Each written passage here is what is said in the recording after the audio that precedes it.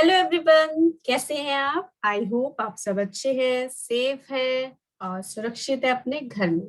बेटा, इस टाइम जो सिचुएशन चल रही है उसमें हमें अपने आप को बचा कर रखना है, अपनी फैमिली को बचा कर रखना है, क्योंकि सिचुएशन बहुत ही क्रिटिकल हो गई है कोरोना की वजह से।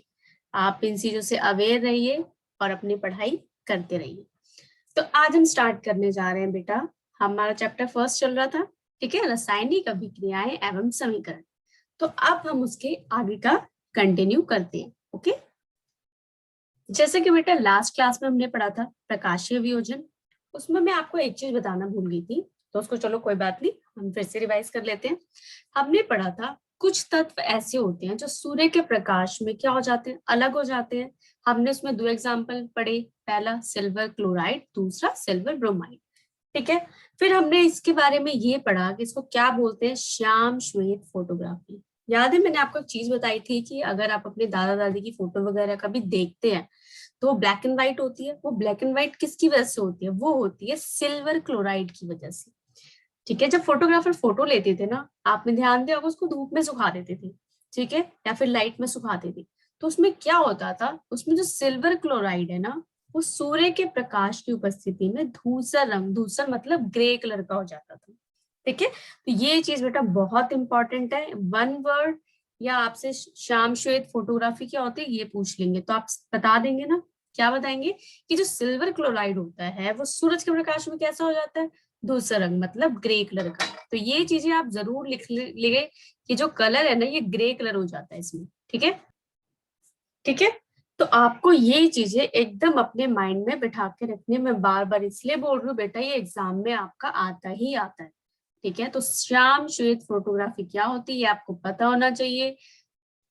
अब हम देखते हैं बेटा ऊष्मा शोषी अभिक्रिया। ऊष्मा शब्द से ही आपको समझ में आ रहा होगा कि हीट। ठीक है, अब वो अभिक्रिया की बात करेंगे जिसमें हमें किसकी आवश्यकता हो, ऊष्मा की। बहुत इजी है, आप वर्ड्स ध्यान में रखो, आप इजिली सब कुछ कर लोगे, आप आराम से डेफिनेशन बता सकते हो। चलो रीड करते हैं। जिन अभिक्रियाओं में अभिकारकों को तोड़ने के लिए ऊष्मा, प्रकाश या विद्युत ऊर्जा की आवश्यकता होती है उसे क्या बोलते हैं, ऊष्मा शोषी अभिक्रिया। ठीक है, एक चीज याद रखना, जो वर्ड है ऊष्मा, तो कुछ बच्चे सोचेंगे तो हमें तो सिर्फ हीट चाहिए, तो ये प्रकाश क्यों बोल रहे हैं, विद्युत ऊर्जा क्यों बोल रहे हैं। सोचो बेटा क्या इसमें से ऊष्मा नहीं निकलती? निकलती है। ठीक है, तो ऊष्मा से सिर्फ आप एक चीज पे मत अटक जाना कि सिर्फ ऊष्मा होगी और कुछ नहीं होगा, उसमें प्रकाश भी होगा और विद्युत ऊर्जा भी होगी। क्लियर है? एक एक पॉइंट को मैं बेटा इसलिए बता रही हूँ कि आपको हर एक लाइन उसका मीनिंग क्लियर हो, जब आप एग्जाम में बैठो तो आप पूरा क्लियर लिख के आ सको अपने एग्जाम में।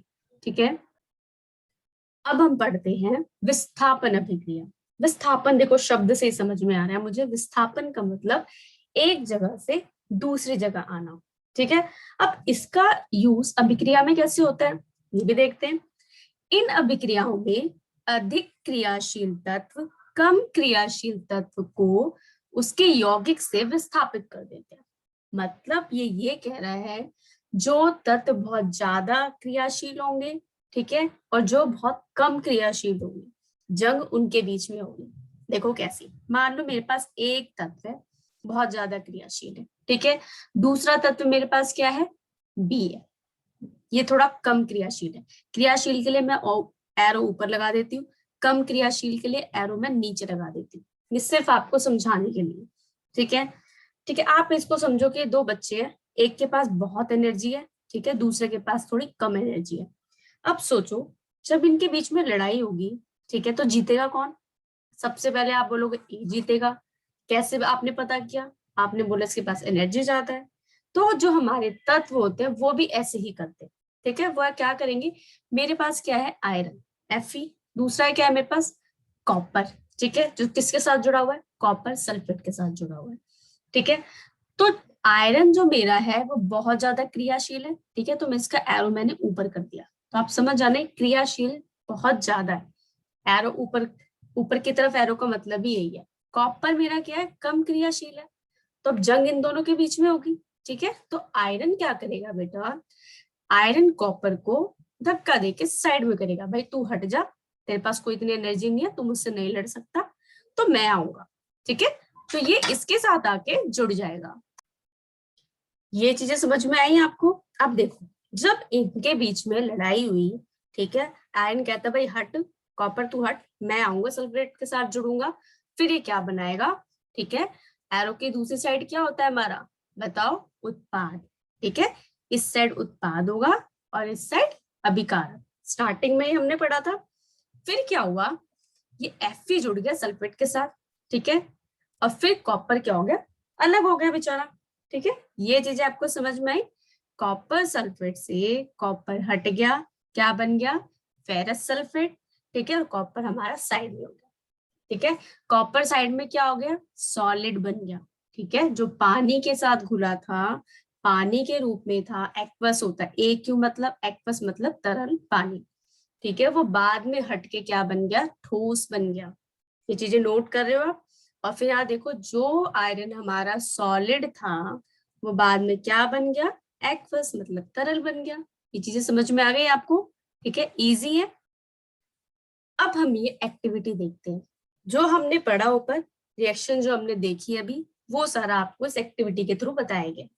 एक स्टैंड लिया हुआ है, ठीक है, एक परख नली ली है, परख नली में उन्होंने लोहे की 2 कील बांध दी, ठीक है, और लोहे की कील को किसके विलयन में रखा है, कॉपर सल्फेट के विलयन में, ठीक है। जब आप इसे छोड़ दोगे कुछ देर बाद, तो हमने क्या बताया था, जो आयरन है, लोहा है, वो किसको हटाएगा, कॉपर को हटा देगा, सल्फेट से अलग कर देगा, ठीक है। कॉपर को सल्फेट से अलग करके उसने क्या बना दिया, फेरस सल्फेट बना देगा, और कॉपर हमारा क्या हो जाएगा, साइड में निकल जाएगा। ये चीजें तो हमने पढ़ ली। अब हम बात करेंगे इसके कलर की। जो विलयन कॉपर सल्फेट नीले रंग का था, ठीक है, वो कैसे रंग का हो जाएगा, हरे रंग का हो जाएगा। क्यों हो जाएगा, लोहे की वजह से, क्योंकि जो लोहा है वो सल्फेट के साथ घुल चुका है और वो उसका रंग बदल देगा। बदलने के बाद वो उसका रंग क्या कर देगा, हरा, जैसा कि बेटा इस लाइन में लिखा हुआ है। एक बार पढ़ के देख लेते हैं। लोहे की कील पर भूरे रंग की कॉपर की परत जम गई, ठीक है भाई, लोहे की कील पर कौन से कलर की परत जम गई, भूरे रंग की, ठीक है। फिर जो कॉपर सल्फेट के नीले विलयन का रंग हरा FeSO4 के कारण हो गया, वही बात जो मैंने भी आपको बताई है, ठीक है। अब ये रिएक्शन यहाँ पे इन्होंने दी हुई है, रिएक्शन को देखते हैं भाई। दूसरी रिएक्शन दी हुई है, जैसे मैंने पहले लिया था आयरन, अब इन्होंने ले लिया जिंक, ठीक है। जिंक भी अधिक क्रियाशील तत्व है, कॉपर कम क्रियाशील तत्व है। वही देखो, जिंक कहेगा कोई कॉपर निकल गई तू, ठीक है, मैं आके जुड़ूंगा सल्फेट के साथ, क्योंकि भाई मैं बहुत शक्तिशाली हूँ, मेरे पास बहुत एनर्जी है, तो वो कॉपर को आराम से धक्का दे देगा, कॉपर बेचारा चुपचाप साइड में हो जाएगा, जिंक आके सल्फेट के साथ जुड़ जाएगा, ठीक है। तो ये समझ लो, जो सबसे इजी क्या है इसमें, जो आपको लाइन जो आप याद कर सकते हो इजी लैंग्वेज में, वो क्या है, जो अधिक क्रियाशील तत्व होते हैं वो कम क्रियाशील तत्व को हटा के उसके जगह पर आ जाते हैं। क्लियर है? देखो यहाँ पे लाइन में लिखी है, जिंक कॉपर से अधिक क्रियाशील तत्व है। ये समझ में आ रहा है आपको? ठीक है, बहुत इजी है, बस समझने की देरी है। अब बेटा देखते हैं हम द्विविस्थापन अभिक्रिया। देखो, अभी जस्ट हमने क्या पढ़ा, विस्थापन पढ़ा, विस्थापन के आगे क्या लग गया, द्वि, मतलब जब 2 तत्व विस्थापित हो रहे हैं, ठीक है। इस अभिक्रिया में उत्पादों का निर्माण 2 यौगिकों के बीच आयनों के आदान प्रदान से होता है, ठीक है। 2 यौगिक है, एक यौगिक फर्स्ट ये है, यौगिक सेकंड ये है, इन दोनों के बीच क्या होगा, आयनों का आदान प्रदान, ठीक है।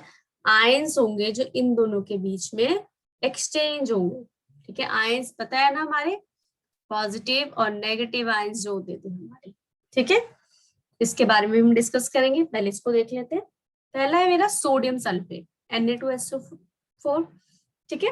फिर है मेरा BaCl2, ओके।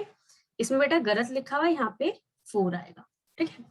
फिर हम जब इसमें आदान प्रदान हुआ, ठीक है, कैसे हो रहा है, वही रूल चलेगा विस्थापन का, अधिक क्रियाशील तत्व कम क्रियाशील तत्व को साइड में कर देते हैं, ठीक है। अब इसमें क्या है, अब इसमें हमारा होगा कि यहाँ पे देखो, पर दोनों के साथ होगा, विस्थापन दोनों में होगा। अब यहाँ देखो, बैरियम क्लोराइड के साथ जुड़ा था, तो बैरियम हटके किसके साथ जुड़ जाएगा, सल्फेट के साथ, ठीक है। एक्सचेंज हुआ, विस्थापन हुआ, ठीक है। फिर हमारा जो सोडियम है Na सोडियम सल्फेट के साथ जुड़ा था, तो सोडियम आगे किसके साथ जुड़ जाएगा, क्लोराइड के साथ। तो यहाँ पे 2 बार विस्थापन हुआ है, ठीक है। 2 यौगिक होंगे, दोनों यौगिक में अगर 2 बार विस्थापन हो रहा है तब हम उसे द्विविस्थापन कहेंगे। अगर विस्थापन सिर्फ एक बार हो रहा है तो हम उसे सिर्फ विस्थापन कहेंगे। बच्चे बहुत कंफ्यूज होते हैं इसमें, तो आप इन चीजों का ध्यान रखना। विस्थापन 2 बार है तो द्विविस्थापन, एक बार है तो सिर्फ विस्थापन, ठीक है। अब इसके एक नोट को पढ़ लेते हैं। बैरियम सल्फेट BaSO4, ठीक है, ये बेटा करेक्ट कर लेना, यहाँ पे गलत लिखा हुआ है, 2 लिखा था। बैरियम सल्फेट के सफेद अवयव अवशेप का निर्माण होता है, ठीक है। बैरियम सल्फेट जो ये बना है ना, ये कौन से रंग का होगा, ये होगा आपका व्हाइट कलर का, सफेद रंग का, ठीक है। इसलिए इस अभिक्रिया को अवशेपण अभिक्रिया भी कहते हैं। समझ आ गया, इसको हम क्या बोलते हैं, अवशेपण अभिक्रिया। अब इसमें जो इम्पोर्टेंट बात आती है, अवशेपण क्या होता है, कुछ बच्चों के लिए ये कंफ्यूजन है। देखो अवशेपण क्या होता है, जैसे मेरे पास एक परख नली है, ठीक है, मैंने इसमें रिएक्शन की, रिएक्शन करने पे यहाँ पे जो कुछ अवशेष बच जाते हैं पाउडर जैसे, ठीक है, उसको बोलते हैं अवशेपण, ठीक है। जो बेरियम सल्फेट है उसमें क्या बनाएगा, वो अवशेप बनाएगा, अविलय, जो घुल ना सके, ठीक है, अविलय अवशेप, वो नीचे बैठ जाते हैं। एक एग्जाम्पल समझो, हम पानी में मिट्टी डालते हैं, ठीक है, मिट्टी के कण जैसे नीचे बैठ जाते हैं, ये सिर्फ समझाने के लिए, ठीक है, कि आपको पता चल जाए अवशेपण क्या है। जो नीचे तत्व बैठ गए उसकी बात करें, वो घुल तो सकते नहीं है, तो वो अविलय हो गए, ठीक है। तो जो तत्व नीचे बैठ जाते हैं, ठीक है, उसे बोलते हैं अविलय अवशेपण, और इस अभिक्रिया को क्या बोलेंगे, अवशेपण अभिक्रिया। ये चीज समझ में आ गई आपको, ठीक है। चलो नेक्स्ट देखते हैं हम, सबसे इंपॉर्टेंट जो हर बार एग्जाम में आपका पूछा जाता है। सबसे पहले तो आप इसको वेरी वेरी इंपॉर्टेंट मार्क कर लो, ठीक है। अब इसमें हम बात करें उपचयन एवं अपचयन की, ठीक है क्या ये उपचयन अपचयन, और इतने इंपॉर्टेंट है कि मैंने इसको स्टार्टिंग में इंपॉर्टेंट मार्क करा दिया। देखो पहला पढ़ते हैं उपचयन। उपचयन क्या होता है बेटा, जब किसी पदार्थ में ऑक्सीजन की वृद्धि होती है, मतलब ऑक्सीजन जुड़ता है जब किसी पदार्थ में, ठीक है, ऑक्सीजन की वृद्धि बोला उसे। और जब किसी पदार्थ में हाइड्रोजन का ह्रास, ह्रास मतलब कमी, ठीक है, ऑक्सीजन जुड़ेगा और हाइड्रोजन कम हो जाएगा। अगर आपको ऐसी कोई अभिक्रिया दिख जाए ना, तो आप उसको सिर्फ आंख बंद करके बोल दो वो उपचयन है। कैसे बोलोगे, बिना एग्जाम्पल के तो आप बता ही नहीं सकते, ठीक है। डेफिनेशन तो पढ़ के हम याद कर सकते हैं, बट समझ हम तब सकते हैं जब हमें एग्जाम्पल पता हो। पहला देखो, ठीक है, कार्बन के साथ क्या जुड़ रहा है, ऑक्सीजन, कार्बन के साथ ऑक्सीजन जुड़ा तो क्या बन गया, कार्बन डाइऑक्साइड। तो ऑक्सीजन की वृद्धि हुई, ऑक्सीजन जुड़ा, ठीक है, तो ये मेरा क्या है, उपचयन। या तो आपको ये कंडीशन दिख जाए, ठीक है। दूसरा ऑक्सीजन का ह्रास, या ऑक्सीजन हट जाए, ठीक है। जैसे यहाँ पे एक एग्जांपल, हमने ऑक्सीजन को यहाँ जोड़ के देखा, दूसरा मैंने कॉपर के साथ ऑक्सीजन जोड़ा तो कॉपर ऑक्साइड बन गया। ये चीजें क्लियर हुई आपको, ठीक है। तो ये याद रखना कि ऑक्सीजन की वृद्धि, हाइड्रोजन का ह्रास। अब हम देखते हैं बेटा, ऊपर हमने देखा ऑक्सीजन जुड़ रहा था, ठीक है। अब हम देखेंगे हाइड्रोजन का ह्रास भी तो है, डेफिनेशन में तो ये भी बोला गया है कि हाइड्रोजन का ह्रास हो तब भी हम उसे उपचयन बोलेंगे। कैसे, जब कॉपर ऑक्साइड में हाइड्रोजन था, ठीक है, हमने इसको जोड़ा, कॉपर ऑक्साइड में हाइड्रोजन यहाँ जोड़ा, बट जब जैसे ही मैंने उसको हीट दी तो कॉपर से ऑक्सीजन हट गया, ठीक है, ऑक्सीजन हट गया, और ये हाइड्रोजन किसके साथ आके जुड़ गया, ऑक्सीजन के साथ, तो यहाँ बन गया पानी। क्लियर है, तो हमने ये चीजें देख ली, ऑक्सीजन का जुड़ना या हाइड्रोजन का ह्रास होना। तो किस में आता है बेटा, ये आता है उपचयन में, ठीक है। फिर कोई एग्जांपल देख लेते हैं, आपके 2-3 एग्जांपल दिए हुए हैं, ठीक है, हम इसको भी एक बार डिस्कस कर लेते हैं, ठीक है। जैसे सेकंड एग्जांपल देख लेते हैं, ठीक है। बहुत सारे एग्जांपल होते हैं, आप एनसीईआरटी को पढ़ेंगे और उन एग्जांपल की अच्छे से स्टडी करेंगे। एक ये बता देती हूँ मैं, जैसे कि मेरा क्या है, KI पोटेशियम आयोडाइड, उसके साथ लेड नाइट्रेट जुड़ा हुआ है। अब इसमें क्या करेगा, ये जो हमारा K है, पोटेशियम है, ये किसके साथ जुड़ जाएगा, NO3 के साथ, तो बन जाएगा ये पोटेशियम नाइट्राइड। ऑक्सीजन जुड़ गया हमारा, ठीक है। बस हम देखेंगे ऑक्सीजन जुड़ना चाहिए कहीं, और हमारा हाइड्रोजन का क्या होना चाहिए, ह्रास होना चाहिए, कमी होनी चाहिए। अब देखते हैं हम अपना टॉपिक उपचयन। ठीक है, उपचयन क्या है? जब किसी पदार्थ में ऑक्सीजन का ह्रास और हाइड्रोजन की वृद्धि हो तो उसे उपचयन बोलेंगे। ये चीजें आपको समझ में आ रही है? जस्ट उसका उल्टा है अपचयन का। ठीक है, सॉरी, उपचयन का उल्टा क्या है? अपचयन। उसमें ऑक्सीजन का क्या हो रहा था? ऑक्सीजन की वृद्धि हो रही थी और हाइड्रोजन का ह्रास हो रहा था।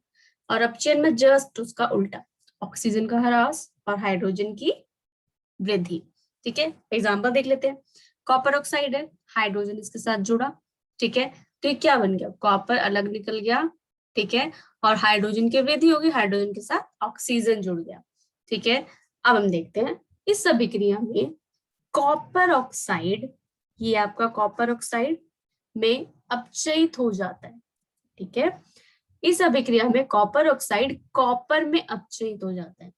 मतलब जो कॉपर ऑक्साइड है, अपचयित मतलब ऑक्सीजन हट गया, तो हटने के बाद क्या बन गया? कॉपर। कॉपर अपचयित हो गया। हाइड्रोजन उपचयित होकर जल बनाता है। उपचयित मतलब ऑक्सीजन की वृद्धि होना, हाइड्रोजन में ऑक्सीजन की वृद्धि हुई तो हाइड्रोजन क्या हो गया? उपचयित हो गया। कॉपर अपचयित हो गया। बहुत इंपॉर्टेंट है, यहाँ आप लिख सकते हो कॉपर क्या हुआ? ये हो गया अपचयित। ठीक है, और ये क्या बन गया हमारा? हाइड्रोजन। हाइड्रोजन मेरा बन गया उपचयित, क्योंकि हाइड्रोजन में वृद्धि किसकी हुई? ऑक्सीजन की। कॉपर अपचयित क्यों है? क्योंकि इसमें ऑक्सीजन का ह्रास हो गया। ठीक है, जब आपको जिस रिएक्शन में आपको उपचयित और अपचयित दोनों एक साथ दिखे तो आप क्या बोलोगे? उसे रेडॉक्स अभिक्रिया। ये बहुत इंपॉर्टेंट है, मैं फिर से रिपीट कर देती हूँ, बस इसे मैं फिर से बताती हूँ क्योंकि बहुत इंपॉर्टेंट है। सबको एक बार इरेज करते हैं। ठीक है, ध्यान देना। ठीक है, एक एक स्टेप पे आप ध्यान देंगे। कॉपर ऑक्साइड है और हाइड्रोजन है, ऊष्मा दी हमने, ये टूटा। टूटने के बाद कॉपर क्या हो गया? अपचयित। ठीक है, कॉपर हो गया मेरा अपचयित। अब सोचोगे आप अपचयित क्या है? अपचयित में ऑक्सीजन का ह्रास मतलब ऑक्सीजन की कमी।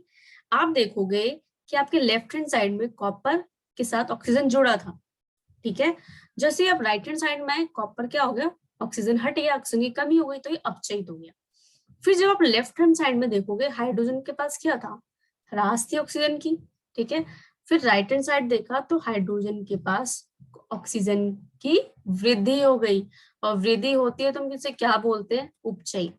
तो मैंने इस अभिक्रिया में, इस पूरी अभिक्रिया में मैंने क्या देखा?